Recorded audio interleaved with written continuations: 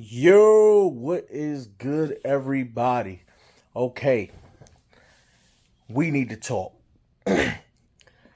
First off, welcome to another episode of Livin Big with Big Regg.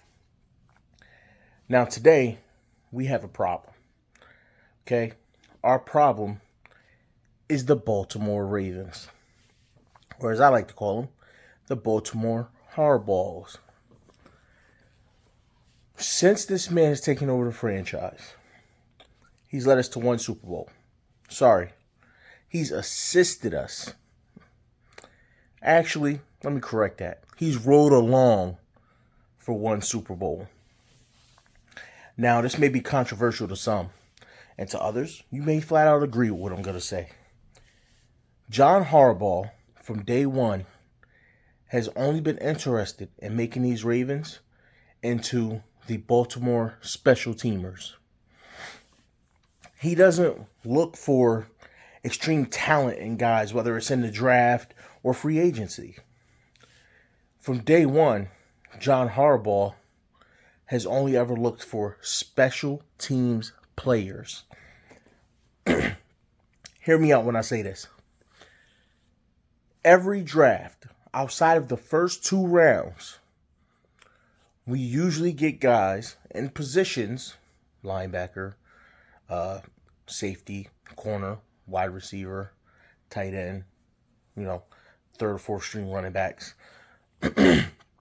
Outside of, the extra offensive lineman he likes to have, we normally draft positions that are keen on special teams. What does Harbaugh say?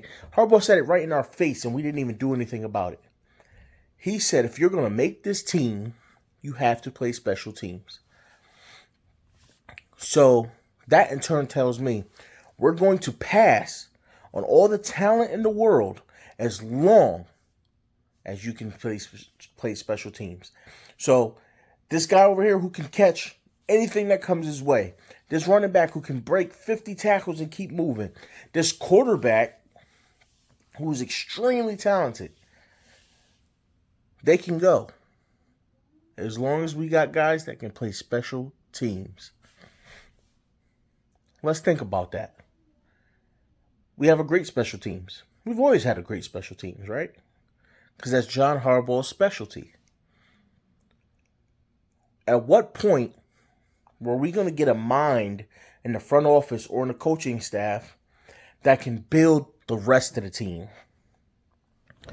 Our team, offense and defense, has been, offense has been terrible, but defense has been middle of the pack. Sometimes good, sometimes bad, sometimes just flat out dead middle. Mediocre. Who cares? My thing is, we as fans, we watch this, and somehow we still put the main focus of blame on the players. Well, I'm not. Okay? Yes, there's players out there that are terrible. There's players out there that are dropping wide open passes, that are so used to being on the bench that when they get play, they step on the sideline anyway before they even touch the ball. Brochet. But aside from him, there are other guys who makes mistake after mistake after mistake. This is what they do, right? But is it them or is it the coaching? Is it possible that they just don't necessarily have the staff tailored to make them be the best version of themselves? I've never seen guys step out of college and completely fall off a cliff the way they have when they come to Baltimore. Rashad Bateman. Never an injury issue in college. Not really. I think he had a small thing here and there, but majority healthy, good player, comes to Baltimore. Obviously, we know the training staff, the ops, Steve Saunders. I swear somebody outside the organization had to be paying him and paying him well because we paid for it. Guy after guy after guy dropping like flies. This team has pushed the entire fan base to a snapping point. A point where it's leaning towards, should I stay or should I go? Don't get me wrong, I'm a diehard Ravens fan. And I always joke that when Lamar goes, I go. And that is partially true. Because half of my heart is leaving Baltimore when Lamar leaves. Because we finally found that guy. And they fumbled the bag. Oh, you gotta be kidding. They fumbled the bag. The man's gonna end up walking out the door. And we're gonna start from scratch. Crap, we might as well call up Kyle Bowler. Because that's exactly what it's gonna look like. What are you telling me? We're drafting a guy? When? We've drafted quarterbacks in the past, i.e. Kyle Bowler, like I just said. It's not going to work out. No matter how much talent is in this draft. Unless you're telling me that we're bombing out so we could get the number 1 overall pick for next year. And draft our quarterback then. Because otherwise, what are we going to do? We're going to call Cam Newton? Hey, Cam, why don't you come play with us? It might be a starter, might be a backup. We'll see what happens. Hey, Carson Wentz. Oh, Lord, Carson Wentz. Baltimore, we have a problem. And it's controlling the team. What do? What is our real hope? Is our only hope for Steve Bisciotti to sell the team? If that's what has to happen, I say we start a GoFundMe now. We get all that money together as much as we can. We go buy whatever we can of the team. Because the way it's going right now, ain't going to happen, Captain. We ain't going nowhere. Nelson, occasional hands Aguilar. That's what we do. We bring in Nelson, occasional hands Aguilar to come in and be the guy. Like, I haven't heard anything about them trying to trade for D-Hop. I haven't heard anything about, other than talking to Odell, which is fine and dandy. But if we ain't got no quarterback, Odell's not coming. And there's pointless to get Odell if we don't have a quarterback. We're not trading up. You think these guys are going to sit here and trade up? We got no artillery to trade up. They love the draft picks too much. They're not going to give up next year's first if they don't have a quarterback anyway to trade up this year. So is this year just a bust? Do we just let it go? Just walk away, be happy fans and shut up and say, hey, we'll stick with you anyway.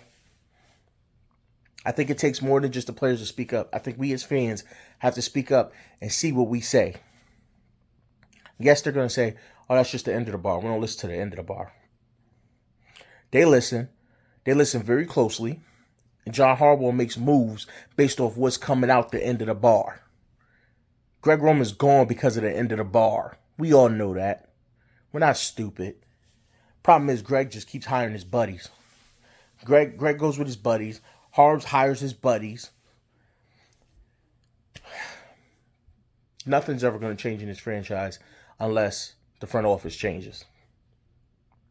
I am just one of many Ravens fans who's sick and tired of the same old song and dance.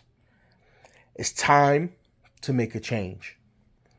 Now, I have my skepticism about the defensive coordinator, Mike McDonald, but he's been pretty good.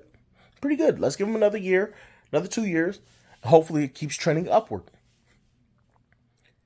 But at the end of the day, where we go from here is going to rest on the shoulders of Lamar Jackson. If you bring him back, we're once again Super Bowl contenders. If you don't, we're once again the laughingstock of the NFL. And that's not something I want to be. That's not something anybody in Baltimore wants to be. We need to see change. Legitimate change. If this coaching staff can change, if Harbs can finally say, okay, let's fix this offense. Let's do what we're supposed to do here. I trust Lamar. If the front office can say, you know what, let's pay the man. Let's get him in here. Let's go win 3-4 rings. If they can do that, holy hell, we'll be good to go. Good to go for years to come. Get Lamar back. Get him some weapons. Let's go do what we got to do. But until then, this franchise is in trouble. And I know I'm not the only one that thinks that. I know this is kind of more of a rant than a conversation. It's more of a rant, but I had to let my feelings out. I had to let everybody know how I feel about Baltimore right now. And I, for one, am fed up.